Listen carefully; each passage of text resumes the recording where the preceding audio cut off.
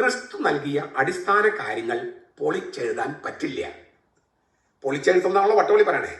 Ratzinger പറഞ്ഞു, ക്രിസ്തു നൽകിയ അടിസ്ഥാന സംഗതികള് പൊളിച്ചെഴുതാൻ കഴിയില്ല. അത് ദൈവദത്തമായി കിട്ടിയതാണ്.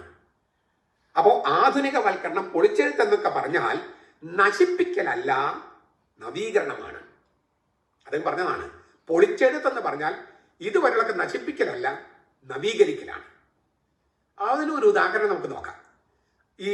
ഇവരുണ്ടാക്കി വെച്ച രേഖ, റോമൻ കൂരി ഉണ്ടാക്കി വെച്ച രേഖയിൽ ഇങ്ങനെയായിരുന്നു എഴുതിയിരുന്നത്: വെളിപാടിന് 2 ഉറവിടങ്ങളുണ്ട്, വിശുദ്ധ ഗ്രന്ഥവും വിശുദ്ധ പാരമ്പര്യവും. അങ്ങനെയാണ് തയ്യാറാക്കി വെച്ചിരുന്നത് ഈ കമ്മീഷനും കമ്മിറ്റിയും രേഖകൾ.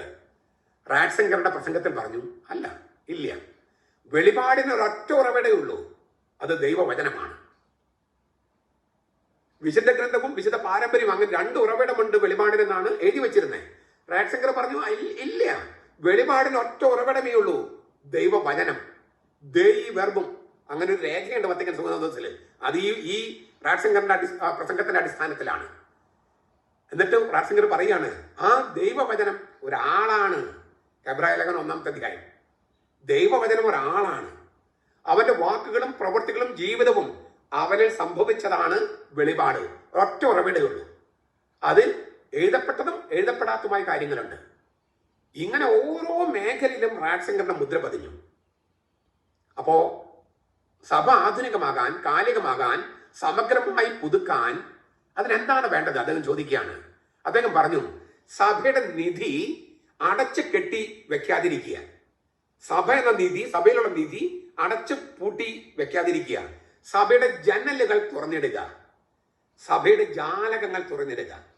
എല്ലാവരും ദൈവം സഭയിൽ നിക്ഷേപിച്ചിരിക്കുന്ന ആ നിധി അനുഭവിക്കട്ടെ.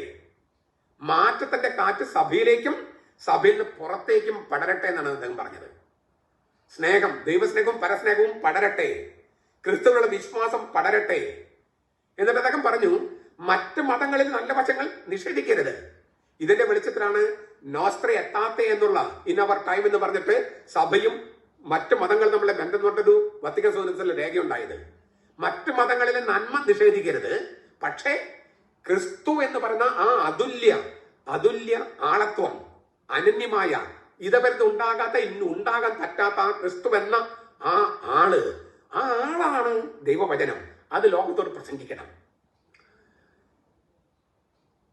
എന്നിട്ട് അതൊക്കെ ഒരു കാര്യം കൂടി പറഞ്ഞു, അന്ധകാരത്തിൽ തപ്പിത്തടയാണ് ലോകം. കാരണം ഈ 1-ാം ലോകമഹായുദ്ധം, 2-ാം ലോകമഹായുദ്ധം, പിന്നെ ഇങ്ങനെ നിരവധി പ്രശ്നങ്ങൾ. അപ്പൊ ലോകം മുഴുവൻ തപ്പിത്തടയാണ്. ആ ലോകത്തിന് മുമ്പിൽ ക്രിസ്തു ധർമ്മത്തെ പുതിയൊരു സാധ്യതയായിട്ട് അവതരിപ്പിക്കുക.